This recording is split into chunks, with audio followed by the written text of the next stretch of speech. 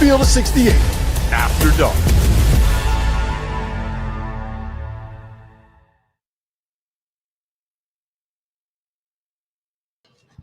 Well, welcome live to New York City, the city that never sleeps, and apparently we are never going to sleep again. Jeff Goodman, Norm Roberts, my name is Rob Dauster. We just watched the Champions Classic here in what was a day that I thought would be a little bit more exciting. I thought we were going to get a couple of better games. I thought the first game was going to be a lot more entertaining than it was. Michigan State ends up winning in what was more or less a blowout. Kansas hung with Duke. I know Norm was fired up watching his boys play here tonight. Let me ask you this, Norm. I'm going to start with you. We had two games here. We had 4 Blue Bloods in the building. What was the biggest storyline that you have coming out of this event today? I think the biggest storyline has to be how Michigan State shot the ball. You thought, when you looked at the stats, you thought what was shown on Kentucky's side is what you would have saw on Michigan State's side, shooting 21% from the three-point line. But, I mean, they shot in the 50s, and it wasn't only one guy making shots. Kid Tang made shots. The other kid, Fort, made shots. And then their big guys really shot the ball well, and I think that caught Kentucky off guard. I mean, for me, it was Kentucky, clearly. Like, I don't even think there was any doubt in my mind. The biggest story was Kentucky and their $22 million roster looking like it was worth about $3 million tonight. Well, and Mark Pope afterwards. We're gonna have a lot of video here that we're gonna show Mark Pope, and it looked like he was like probably a bad analogy, but baby, and somebody took his candy or something. I mean, he was depressed. He was. I mean, this is the Field of 68, Goodman. You got to come up with better analogies than that. It looks like somebody kicked his dog. All right, that's fine too. I was going to go with another one, but I figured it was a little too far over the line here. But again, I think the biggest storyline was this roster that was built with a ton of money. This team that we felt like was going to be a Final Four, maybe even a national title contender. This fan base that was so pumped up about year 2 of the Mark Pope era. And now some of these knuckleheads are questioning whether he was the right guy for the job. That's insane to me too. But obviously this performance tonight leaves a lot of doubts whether this team can do anything this year. Yeah, well, we'll talk here about Kentucky in a second. I want to start with Michigan State because Michigan State won. And I think that it's important to acknowledge Give them their flowers. Give them their flowers. Okay, like Tom Izzo told you, give them their flowers, give them a bouquet of roses. Jackson Kohler at 20 tonight. We saw Kerr Tang come off the bench for 15. From where? From you don't claim Boston anymore. You can only Massachusetts, baby. You're only allowed to celebrate Charleston these days. Rivals guy. Kerr Tang and Trey Fort made some threes. Right. We saw Jesse McCullough out of nowhere. Yes. It's a good thing we had Norm there because both of us were like, "Who the hell is this dude coming off the bench?" I'm sorry, he redshirted. But the best player on the floor, and I think the best player in the gym tonight, Jeremy Fears. 8 points, 6 rebounds. I think he took 4 shots, 13 assists, Norm. Totally controlled the game. Controlled the game from minute one. I was really worried about that. I thought that Kentucky would pressure him so much to make him turn it over because he's the guy. When you play a Michigan State team, their point guard is going to have the ball 80% of the time. And he did a great job of controlling tempo, getting the ball to the right people at the right time. He didn't have to take shots to be the most dominant player in the game. Defensively, he was terrific. But I thought Tang, scoring and making the shots that he made and spreading the floor, him and Fort. Because Tang now, you got to remember, against Arkansas, Tang got benched. He didn't play. He played early, didn't play well, and Izzo benched him. And for that guy to come back and to play the way he played in this big moment here, that looks really good for Michigan State. I mean, they're just a team built on continuity, and there aren't many of those anymore around. So you've got to have just of continuity, right? You better have enough talent. Yep. And I think that's one thing Michigan State has, and you've seen it now. Again, the progression of these guys. We know if you give Tom Izzo enough time to work with a kid, what's he going to do, Norm? He's going to get better. He's going to get better. And generally, he does a pretty good job of evaluating in his staff. They've been with him, a lot of them, for a while. Yep. He's got some new guys, but they do a good job evaluating who fits for Tom Izzo. And you look at Fears. You look at Kohler. You look at Carson Cooper. You look at Tang. Like, some of these guys, they're Tom Izzo type guys. And if you give him something different right now at this point in his career, it's not going to work. Tom Izzo has a system. And he gets players to fit that system, be it a shooter, be it a point guard, be it a wing. His teams are always going to play hard. And I thought they played in a flow. They played comfortable. And while we were sitting there watching, I said, look how they're moving the ball, getting the ball to wherever they want to, getting it inside, because Kohler really got them off to a good start. And, so don't underestimate what Cooper did. Cooper is so much a better athlete than what people think. I mean, he can block shots, rebound. He tried to take off on that one dunk that was going to be terrific. And then you got Carr, who is a freak athlete. He's a freak. But he's now like at some skill level. Yes. Like that's the thing. Yes. That's what I'm saying. When you talk about the development, right?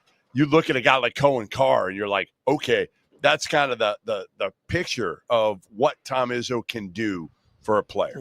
Yeah, but you got to keep them. You got to keep them. But I think part of it with Izzo is when they come there, and it's kind of like Bill Self where you were, very similar. I always kind of put Izzo and Self in the same kind of grouping, other than Bill doesn't complain quite as much as Izzo does. But I think, again, you look at the way those guys develop, and again, Cohen Carr has done such a great job. But he's going to work like he's a worker. Yeah. And you know that. And they're not going to leave because they know what they signed up for when they went there. Yep. He's toughness, too. He's always going to be he's always going to have guys that are tough players. We were talking about Cooper being from Jackson. Did we say Jackson, Michigan? Okay, and we're talking about, well, where the heck is Jackson, Miss? He gets those guys maybe coming out of small towns, not as highly recruited, and he knows they fit his system. Give him 2 years to work with him, and we can compete against him. I remember seeing him here, Carson Cooper, a couple of years ago at one of the first one he played in the Champions Classic, and saying, this kid ain't good enough. And you know what? He stuck with him, and he was loyal, and we all questioned it. Right, we all question, why are you sticking with some of these bigs? They're not good enough, and he doesn't run dudes off. Nope, he just doesn't. He feels like it's his responsibility, right? To if he took these kids to make sure that they're good enough, and he's not going to run them off. Well, I mean, this is what we see out of Michigan State. I feel like every year, right? We come into a season and we question, do they have enough bigs? Did he do enough? They were kind of average there for a couple years in their league. If you remember, they were barely making the tournament. But they were doing a lot of that stuff, and it was like freshman and sophomore year Jackson Kohler. And now we got senior year Jackson Kohler, and the kid is tough. He's playing with a huge scratch on his neck. Carson Cooper has a black eye from practice and a bloody nose from the game today. They're physical.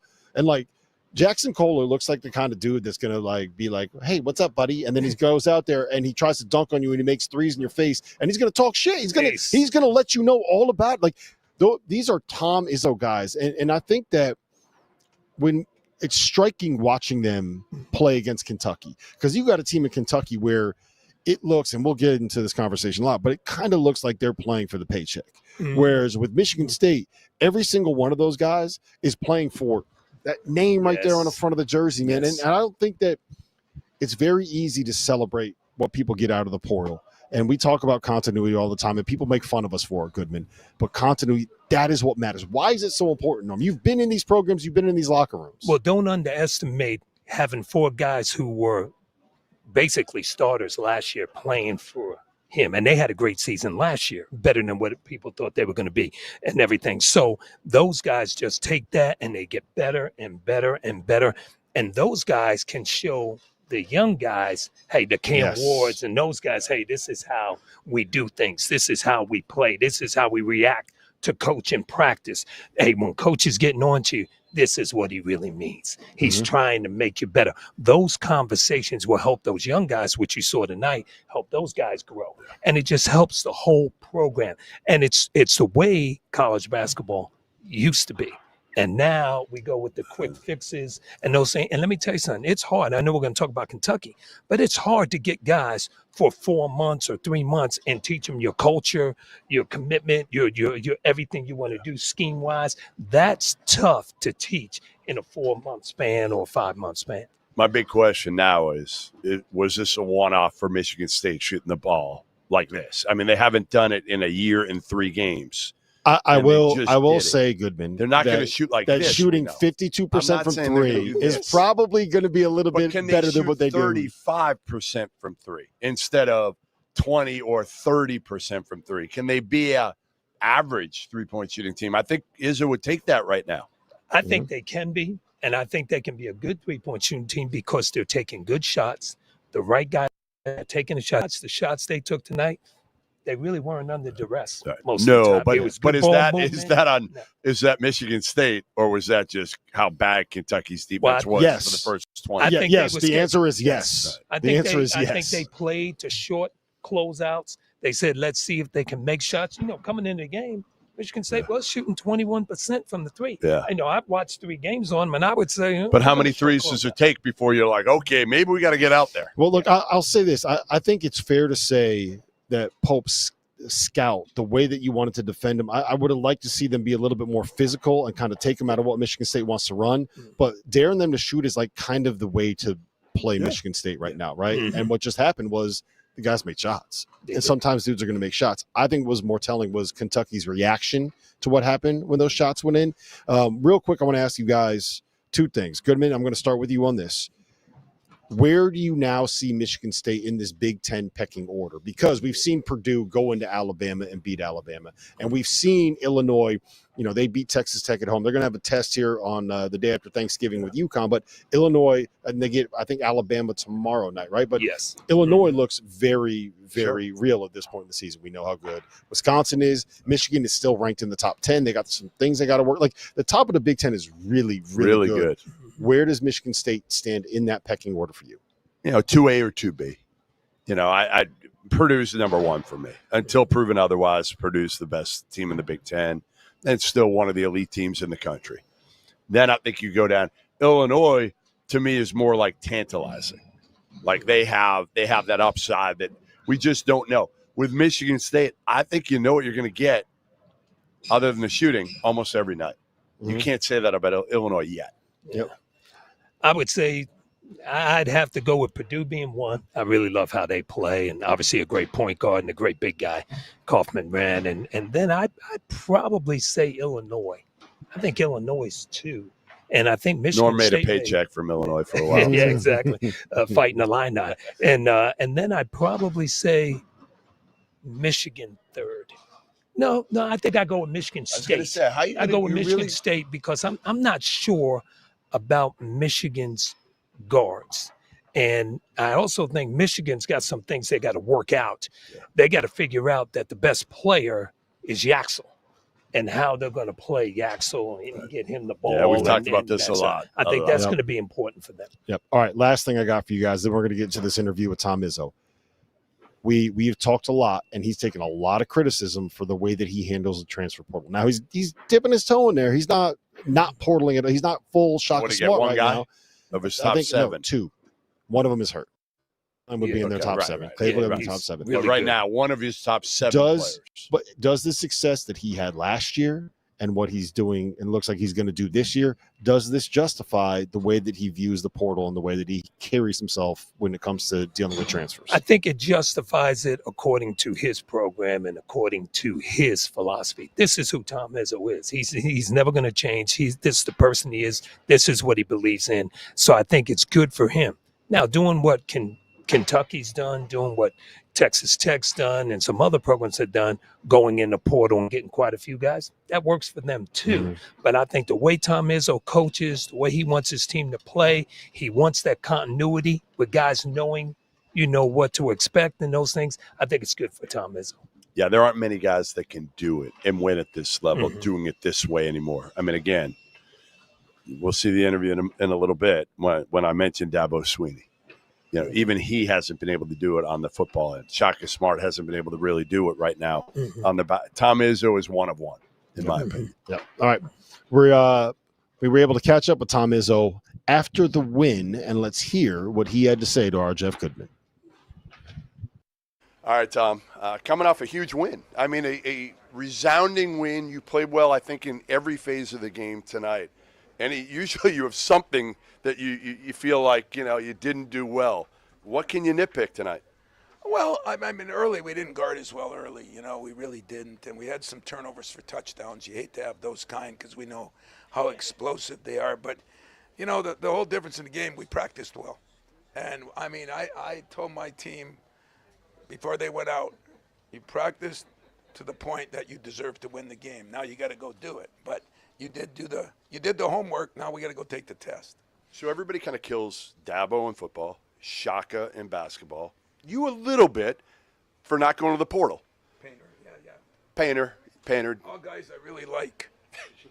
What do you have to say to those people, especially after a night like tonight and what you did last year as well?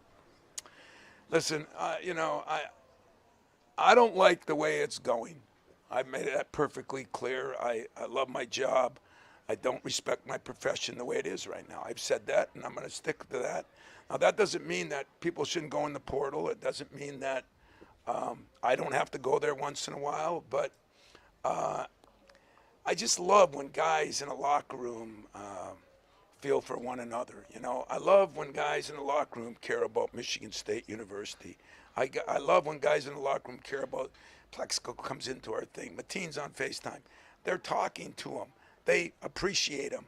That doesn't happen if you just got a whole new team. So for me, in fairness to everybody else, for me, and I think my university is the best situation. What'll happen in the future, who knows? But I'm going to try to do it the way I think is right. I think the best player on the court tonight might have been the guy who took 3 shots, and that was Jeremy Fierce. 13 assists, controls the game, he is like the perfect point guard for you, isn't he? He really is. I mean, he's Mateenish, he really is. He guards. He does the things he's got to do. He really did a good job after the first 5-6 minutes when he wasn't as good of kind of taking the team in the huddles. He was great. That was impressive. I don't give out flowers, as you say. I give him a whole bouquet. Early season win, Tom, but still an important win over a Kentucky team at the Garden that we know they have the biggest payroll in the country, whatever that number is. You don't. Some people have said that you guys have a huge – you don't. What does this kind of say to you about this team? Well, I believed my whole life that, some of those things, they all matter, but they don't matter into winning sometimes. And, again, I don't know what everybody else does. And I got to the point a year ago where I kind of got out of some of the NCAA stuff because it was driving me crazy. And it was just good for my guys to earn a win. Now, I think Mark is a hell of a coach. I think they'll come back and bounce back. There's too much talent on that team. But, I think my guys, they've played together. I got 4 guys that have gone through a lot together. They're dragging the other guys with them. It's pretty cool. And they shot the ball tonight. And they shot the ball, which I mean, let's face it, that's a frosting on the cake. That's a bonus. Thanks, Tom. Izzo's always great after a win, after a loss, but especially after he feels like he just had his team kick somebody's ass. So Tom Izzo is one of the best, a one-of-one coach in this business. We've got to get to the Kentucky angle of this thing because I said this earlier. I felt like they had the right game plan. They played well. They were up 17-14, 7 minutes into this game. And then Michigan State went on a 30-10 run to close out the first half, last 13 minutes. Chris Budden reported that they were, I think the word she used was barking at each other in the huddle when they were down by 14. Mark Pope came out afterwards and had some very strong words to say. We'll hear from Pope here in a minute. I want to start with this. Give me your take on this Kentucky team and what is kind of going on with them right now, Norm. I really thought Kentucky played soft because I know Pope's teams are much tougher than what they played tonight. They really got out-physicaled in the game. I thought Michigan State really took it to them physically, especially in those moments. I also think Michigan State did a great job of taking them out of transition, so they weren't getting any types of transition, so it became a half-court game. And a half-court game is always going to go to the side of Michigan State. And so they controlled tempo, took them out of transition, and then what I saw from Kentucky was they started becoming a one-on-one team, like my turn, your turn. I'm going to shoot it. I'll do it on my own rather than playing together. And I'm telling you, a Mark Pope team, and I played against him when he was at BYU. They usually would run their stuff. They'd share that ball and everything. It goes from side to side. And I didn't see much of that. So is that, do you think, more based on personnel that he's brought in, or more based on just that these guys aren't doing what they're supposed to do? I think it's personnel, because you probably got a higher quality athlete, a guy that can go get a shot on his own at times, where at BYU he didn't really have that as much. So they've got to find a happy medium to what they're doing. But I thought Aberdeen kind of got off kilter, shooting the ball, long shots, which led to long rebounds, which led to some transition from Michigan State and allowed them to get some easy baskets. Yeah, I'm gonna push back on that, because I think that this had more to do with chemistry and with the human beings in the locker room. Because I don't think the pieces fit, but I also think that you can win games when the pieces don't fit if guys play hard. And it felt like, especially in that last 13 minutes, like they were. I don't know how many times we were sitting over there watching the game and being like, that's a bad shot. Why are you taking that? That's a quick shot. Why is Jasper Johnson taking a pull-up with 22 seconds left on the shot clock from 23 feet, right? Why is Mo Diabate taking 4 threes in the first half? It felt like there were a lot of guys that knew that they were on relatively quick rotations because of how deep they play and were trying to get theirs. That's a great point. Like there were some guys in there that were trying to play to prove that they belong at the next level. Otega Owe. And it felt like there were a lot of pieces on this roster that said, I just got paid $2 million. I must be the man. Kentucky wants me. I must be the man. And it feels like, and I don't know if this is just me speculating, I wonder how much of the recruitment process that he put together when he brought these guys in, it was like, hey, listen, you're coming in. We need you at Kentucky. You're going to be the stud. Like, we need you. You're going to be a star. Because, like, he's the most relentlessly positive human being on the planet. Oh, no doubt. And I think that, and I wonder if there was some misconstrued expectations. That's just, that's not me reporting that. I am guessing at that. But if you want to know what Mark Pope really thinks about how this kind of played out, we were able to catch up with him after the game. Our Jeff Goodman. All right, Mark. This is probably, I think, as down as I've seen you, period, since I've known you. What are you going through right now in terms of the frustration after this loss? Well, I don't want to take away anything from Michigan State, because Tom is one of the great coaches in college basketball, and those guys played tough and together and hard and played well. Mostly just credit those guys, and we are facing a monumental challenge right now, and I'm excited to see if we can figure it out. You hinted at something like this a week or so ago before the Louisville game, or after the Louisville game. Did you sense that this has been kind of brewing throughout the preseason? No, I'm disappointed with how disconnected we've been.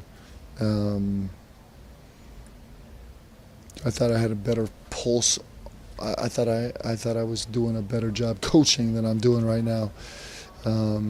So it's been eye-opening for me a little bit. So no, I'm a little bit surprised. And by coaching, you're not talking about X's and O's as much as you're talking about getting these guys to play for the Kentucky name. Correct? No, I think it's everything. I think it's developing a culture. It's the right care. It's the right focus. It's the right schemes. It's the right X's and O's. It's a poor job. The nice thing is I can fix it. Like, we can fix it, but it's a really disappointing result. All right, thanks, Mark. I've been doing this for 16 years. I've been doing it as long as Goodman. Goodman's been in this business for way too long, Norm. But I've been doing this for 16 years, and I don't think I've ever seen a coach as down as he was after a loss that wasn't like a season-ending loss. In November. Right? In November. Goodman, have you ever seen a coach that down? That, like, he felt that like more distraught. Yes. He was distraught. You've been a part of We talked about it earlier. Some hard losses. A loss to Kentucky in November by 40, I think it was. Yeah, thanks for bringing that up. But, but I've never seen – now, again, I think it might be a little different because Pope is at his alma mater. Last year, it kind of – I don't want to say came easy because it's not easy. We know that. But it just all fit together well. The chemistry was incredible last year. So I don't know if he was spoiled in a way by how well it fit together last year, came together. They won close games early. They got momentum, all that. And this year, it just hasn't been the case. And it's hard to do.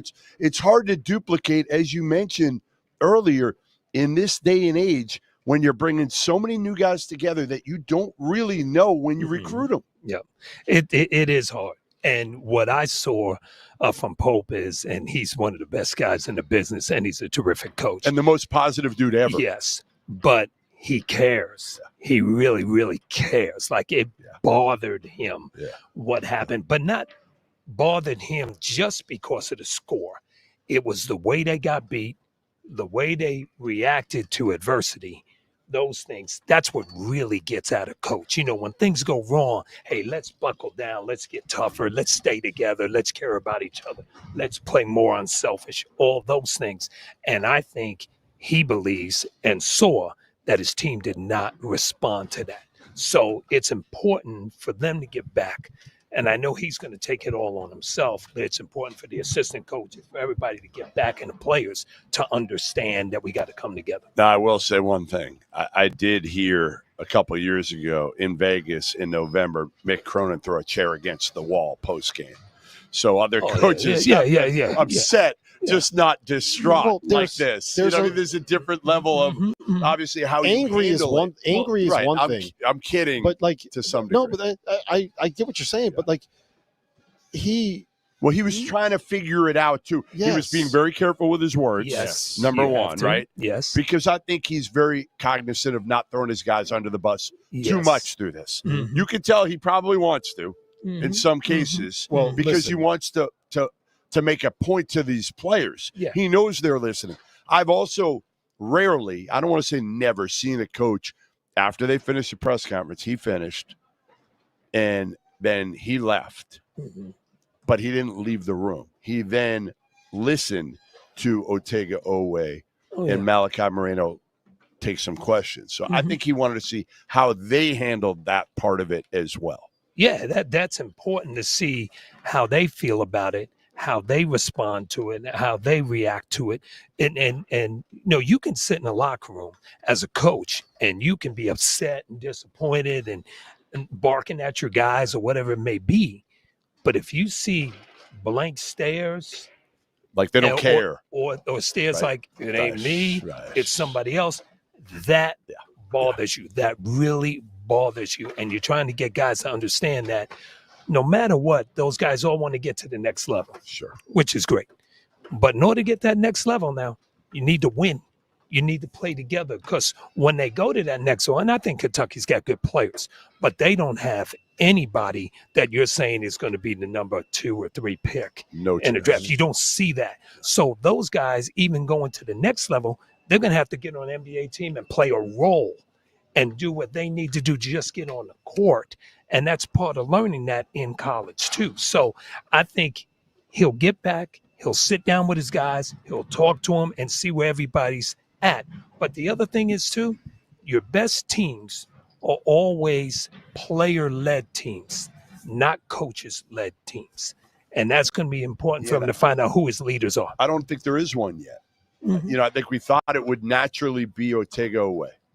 Because he's the veteran. He's the guy that came back. He's the SEC preseason player of the year. And sometimes, guys, that's not their role. Sometimes, again, there was a group last year. He was probably a part of that group, but there were a lot of older dudes on that team last year. He didn't have to lead. He was a really good player, but he didn't have to be that vocal guy. Now you bring in a lot of other guys. Brandon Garrison's had to step up a little bit, obviously, with you know, Quainton's out. And I think Quainton's will help when he comes back. I don't know if Jalen Lowe is going to come back. I mean, I don't think anybody knows yet whether he's going to come back. I was talking for a minute. I don't even think he knows if he's going to come back yet. Yeah, I think when I was talking to him before the game, just kind of see how he's doing and try to, say good luck with everything. I think even for him, it was like, I'm going to try to give it some more time. Yeah. And see, does it heal up a little bit? There's no reason to rush it back at this point. You see, but, they were without 2 starters, basically. But the last person to make that excuse and the guy who shot it down over and over when reporters tried to talk about the injuries was Mark Pope. Well, let's hear that, because we have a little bit of audio here from Mark Pope. It was the end of his part of the press conference, I think, was the most telling thing that he said. Okay. I actually think that's a I'm gonna temper my words right now. I actually think that our identity should be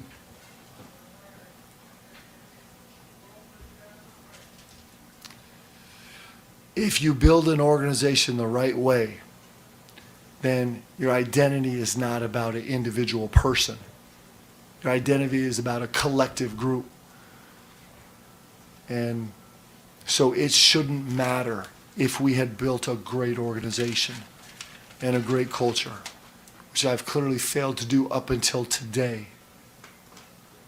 But we won't fail this season. We just have failed up till today. And we will build an organization where it won't be disrupted every time someone steps in and steps out, because we'll have a team identity, not an individual identity. Until we get there, we're going to really struggle. That's my job. That's why Mitch brought me here. I'm doing it poorly, and we won't do it poorly for much longer. I thought that the telling quote that he had out of everything that he said tonight, and I think the one time where he said he was very measured with his words, was where he said, you got to have a team identity and not an individual identity. And it feels like right now what he is battling with is a locker room of people that are looking for the individual success as opposed to people that are willing to sacrifice for the team success. There's a lot of things that you can get to here. Norm, I want to hit you on this. So he over and over and over again today, and this is kind of what you have to do as a head coach, but over and over what he said was, it's my fault. This is on me. I am not coaching well enough. I am not doing this well enough. How much of that blame actually does fall on him in terms of getting these guys to buy in? Well, he's the ultimate decision maker. Who plays, who doesn't play, what scheme you're going to do. So as a head coach, and I've been there and I've been an assistant, you're going to take all of that. And you're not going to throw individuals under the bus. But you also hope that with you taking that blame and taking that burden, that the guys around you see, and maybe it opens up their eyes to saying, it ain't all coach, it's me, and I didn't respond right now. Because this is what's going to happen with that team. It happens with all good teams. They're going to get in practice, and it's going to get heated. And it's going to be, hey, we're going to play, the guys are going to play the way I want you to play, and then they're going to go up and down. There may be some, and sometimes this is good, some fisticuffs, some really getting after it, where you're going to find out who's committed, as you said, to the jersey, who's committed to Kentucky basketball, who's committed to doing it the way coach wants it done. Sometimes you have to get all that, I don't know if I can cuss on the day, get all that stuff out. You got to get it out. It's YouTube, Norm. Oh, you got to get that shit out. So get all of that shit out and let guys be honest. So now you can have some honest criticism, honest critiquing of what is going on. You don't have to sugarcoat it anymore, and it'll make the team better. I wonder if the players, you hear about all these like players meetings and everything like that. I wonder if there'll be something that comes out of this. Wouldn't shock me. Yeah. Right? I mean, because if you're Ortega Owe, again, he hasn't played great. A little bit harder for him to do this right now. But I think he's probably got to be the guy that does it. He's got to be the voice now. And he's got to be the guy to say, hey, this is on me. Yep. If you're him, you got to come forward and say, like, hey, I'm the veteran here. I'm the guy who was supposed to lead us. I'm the guy who hasn't done a good job. And take accountability. Not just saying the guy that leads us. I think he has to be up there and be like, look, I'm shooting a lot of threes, so I'm trying to get to the NBA. I need to change the way that I'm playing. Yeah, and that could change. That definitely will would get more respect, I think, from everybody else, because these guys are all new. But here's the other issue, and I don't think that a team meeting can solve this. Like, No, I think that playing 11 or 12 guys is just too much. But they're only down to 10 right now. They're not. But they're not playing 11 yet. I even think 10 guys is too much. Well, that's fair. And then when people leave, like, or when Quaintance and Lowe come back, there's going to be two guys that are out of the rotation now, and then people are going to, like, if Lowe comes back. I think that's again, too much. that's an if. Yeah, they do have a lot of talent. It is hard to play that many guys. Guys have to understand their roles. Now, the one guy I thought in the second half actually went back to his role, and what he did was Diabate. Diabate shot was 0 for 4 from the 3-point line. He shouldn't be shooting 4 threes and a half. He probably What do you do? What do you do with a guy like that? I mean, again, because it's kind of I go with like the Marcus Smart theory, right? With Brad Stevens, and it was like, hey man, you play that hard defensively, I'm gonna let you shoot threes. But like with him, it's like you want to take one and you make one, all right, take another. But if you miss that one, like, we're done, dude. Yeah. We're done. But you're not a 3-point shooter. I thought probably at halftime, Coach Pope got onto him. Right. And if you saw that, he drove that ball downhill. He drove that ball downhill a ton. Oh, he was great second half. He was very good in the second half. So he got the message. Know your role and embrace your role. Yeah. Yep. Be a star in your role. That's right. That's right. And I also think it's important to note that in the second half, they actually like showed a little bit of fight.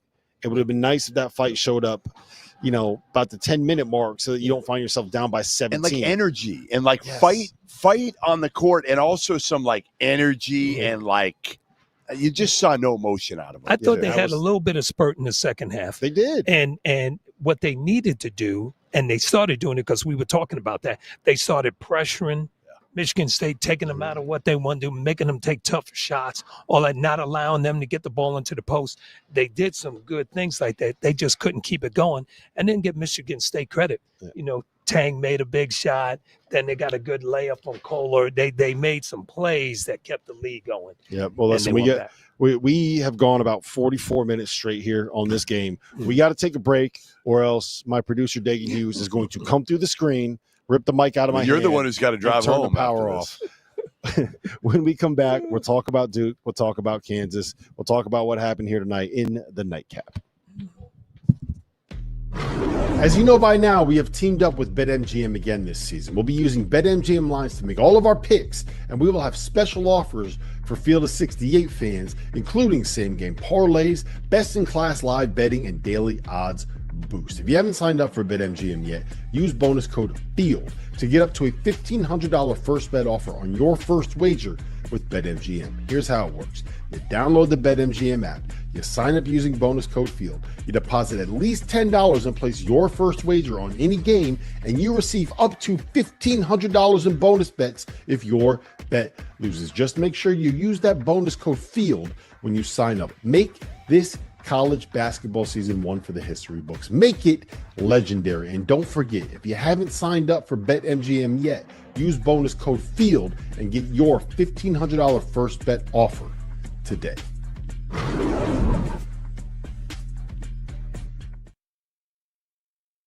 With media days and on-site events the last 2 months, travel for me has been crazy. Luckily, I had Huel. This month, Huel launched in Target stores nationwide. Both of their ready-to-drink products are now available. The Black Edition has 35 grams of protein, 27 essential vitamins and minerals, no artificial sweeteners, and is gluten-free for under $5 a meal. The Daily Greens Edition, which I have here, peach hibiscus flavored, was developed by registered nutritionists and dietitians with 42 vitamins and minerals and superfoods, with just 25 calories, 4 grams of fiber, and only 1 gram of sugar. When you're busy with work, travel, children, and just life in general, Huel makes sneaking in meals quick, easy, and most importantly, healthy. Pick them up in Target stores nationwide, or if you're a first-time customer, get 15% off your purchase with the promo code F68 at Huel. That's HUEL.com/F68. If you're not a member of the Field of 68's On3 community, make sure to go check us out. Get access to all of Jeff Goodman and Rob Dauster's written content, including coaching carousel breakdowns, info on who is and isn't entering the transfer portal, insider recruiting information from none other than Joe Tipton, X's and O's analysis of all the teams in college basketball, and access to our message board community. A 7-day trial costs you $1. The field is 68 on 3. Get the scoop. There was another basketball game that was played tonight. It wasn't just Michigan State and Kentucky. Duke knocked off Kansas. Final score there, 78-66. I actually thought the Jayhawks played pretty well tonight, Norm. I actually thought you guys put up a little bit of a fight. I was impressed. There's some good things to take away from it. We'll get to that here. Goodman, I'm going to start with you.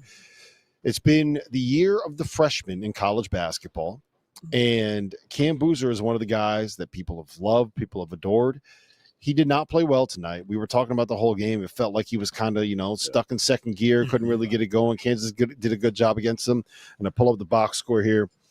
18 points, 10 rebounds, 5 assists. Yeah. That's a career game for 99% of college basketball players. True. And we're like, this dude stinks. He was so bad. 18, 10, and 5. Yeah, and I actually thought Kansas's bigs did a good job on him. Flory and Bryson did a good job on him for the most part. And that's one thing with Cam, that he does have a little bit of trouble when going up against big-time athletes. Yeah. So I think this was a good matchup for him, and to kind of understand, how he's got to play a little bit differently. And I think his game has evolved to where he can do that now. He can step out. Now he's fallen in love maybe a little bit more than I like with his three-point shot, but he's a terrific passer.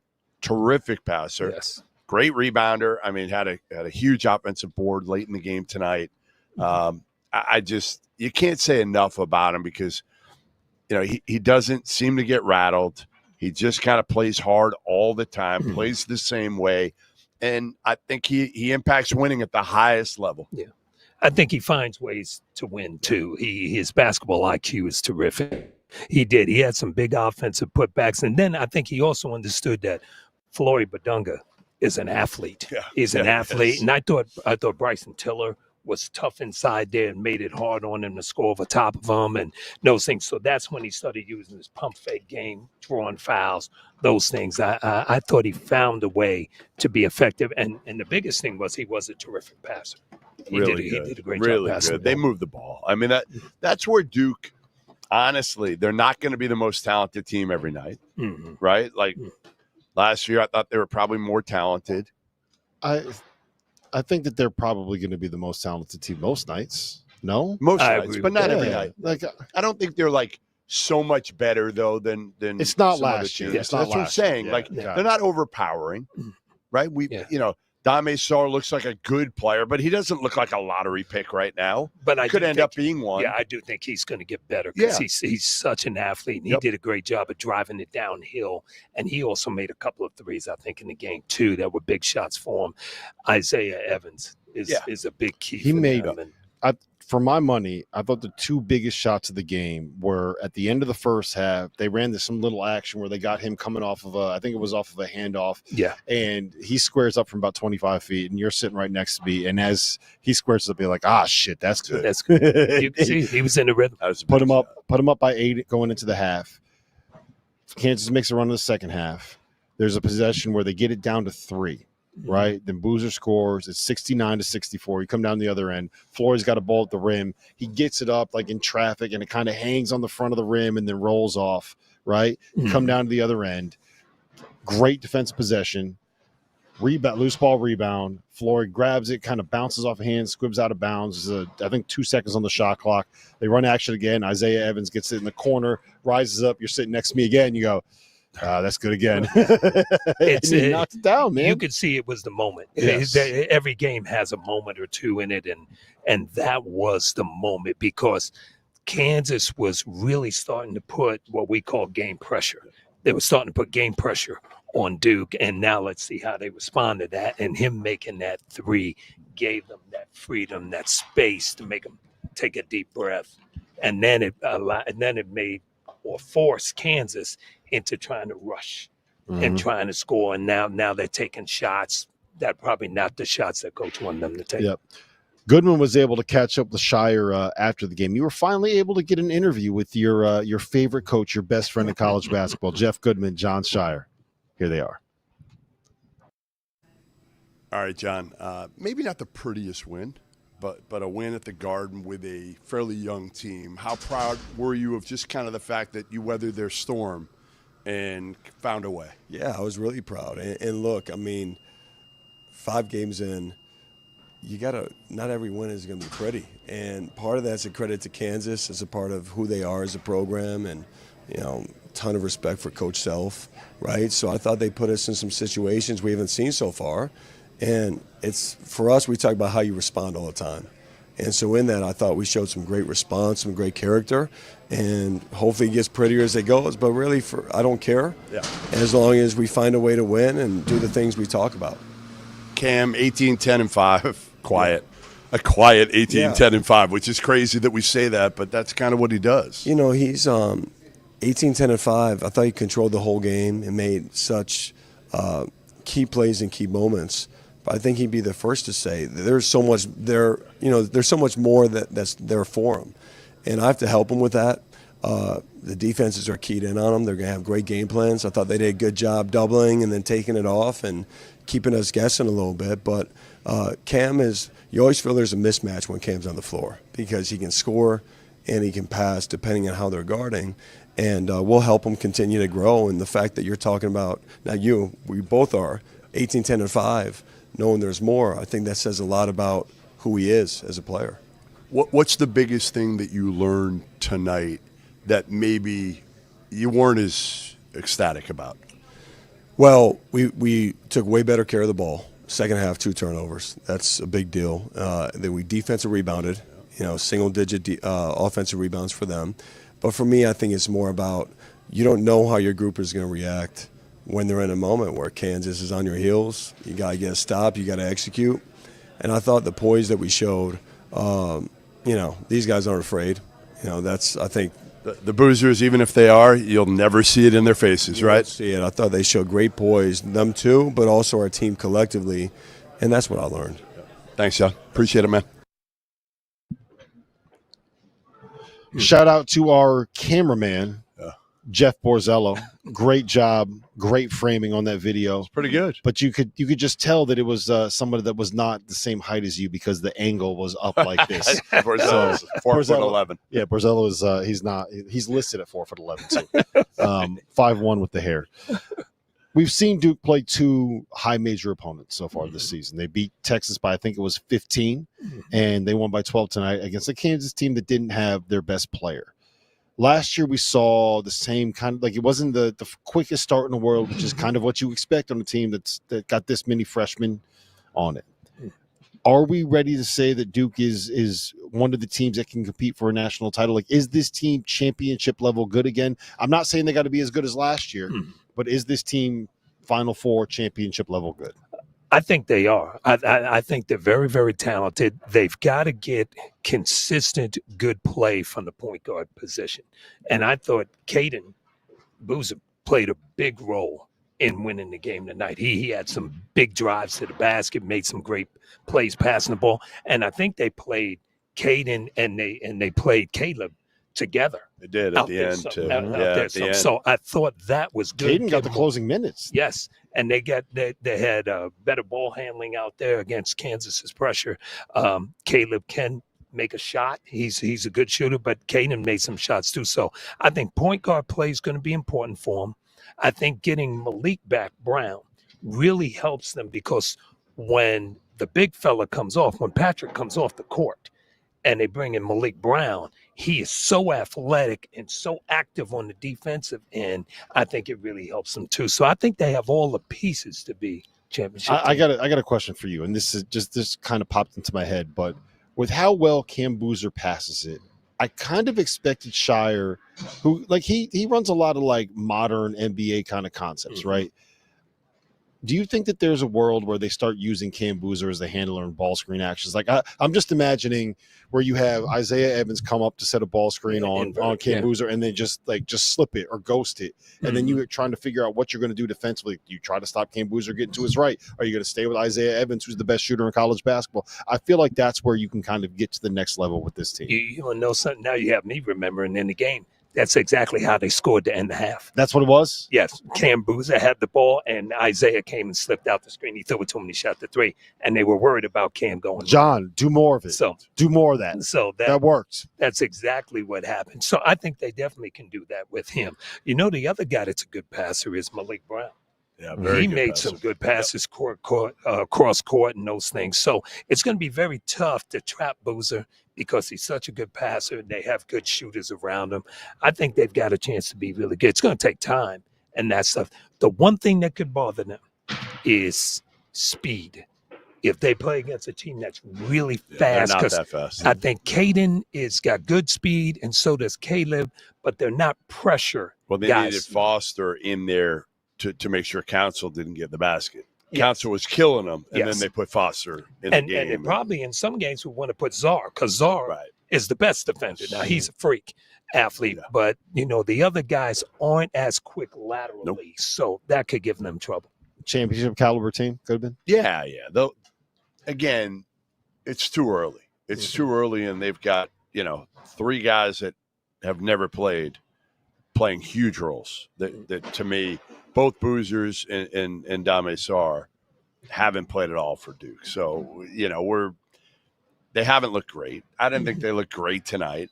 But again, the bright lights of the Garden, you knew the Boozers weren't going to be flustered because they just don't. I think they felt like they were playing in what's our high school in Miami?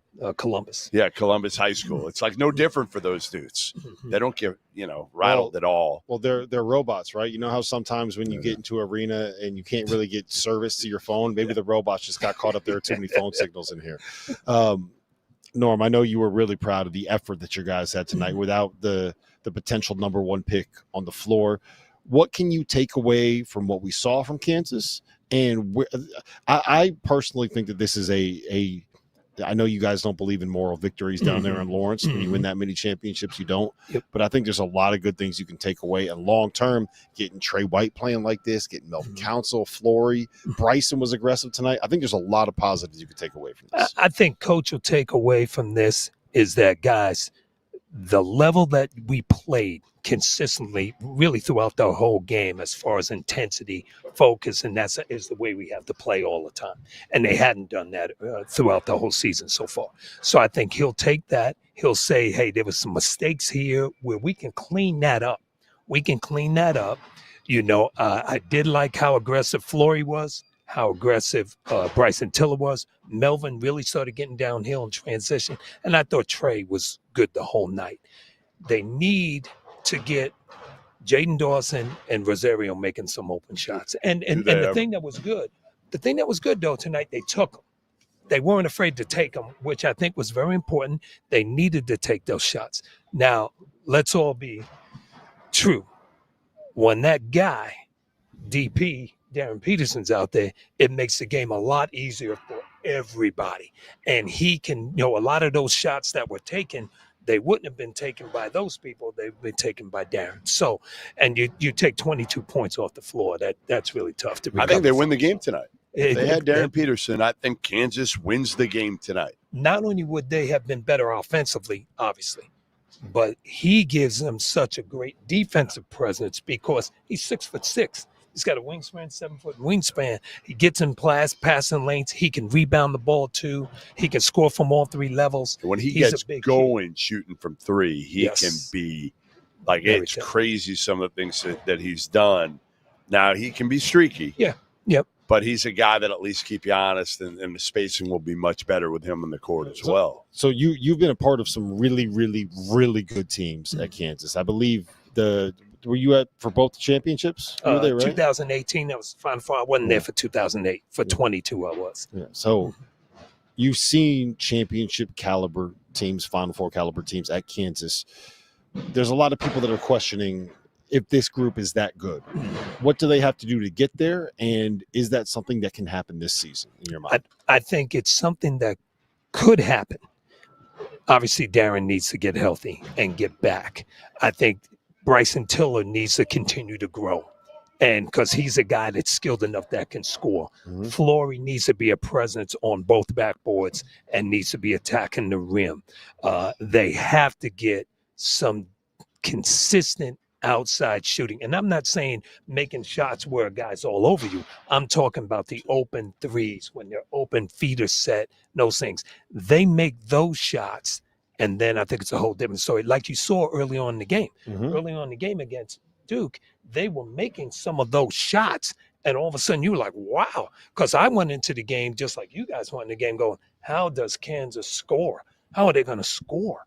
And early on, they did a great job of moving the basketball, taking open shots, and stepping up and making them. Rosario's got to make threes.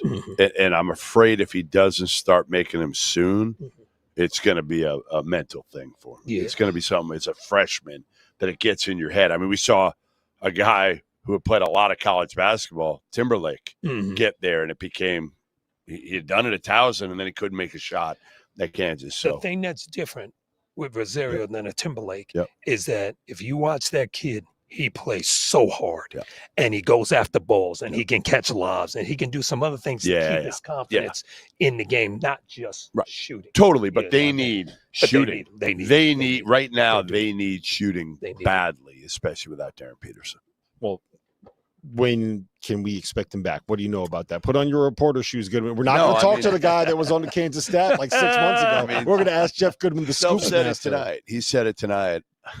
He kind of made fun of me for breaking the news that he was out today. But hamstring strain, you know, it's tightness that's kind of become a hamstring strain at this point. And he said, we don't know. We might have him back for Vegas, we might not. It sounded like, you know, remember the thing that he jokes with me about the most when I said the report that Joel Embiid might come back or he might not. Remember? Yeah, that's true. So, but yeah, I think he doesn't know yet. He'll be reevaluated obviously before they go to Vegas, and they'll see. But Norm knows this. They're not going to put him in a position where they're going to lose him for 6 weeks. He's too valuable right now. They'll take the loss here. They'll take 3 losses in Vegas. But what they don't want to do is go into Big 12 play without Darren Peterson. Yeah. Yep. Yeah. You can't. You got no chance. I mean, you have a chance, but you have no chance to do what the expectations for Kansas basketball are to do. Yep. Let's get to toast of the night. We're coming up here on an hour. Toast of the night. I can drive home. Maybe I won't fall asleep on the way home. Let's start with you, Goodman. Toast of the night.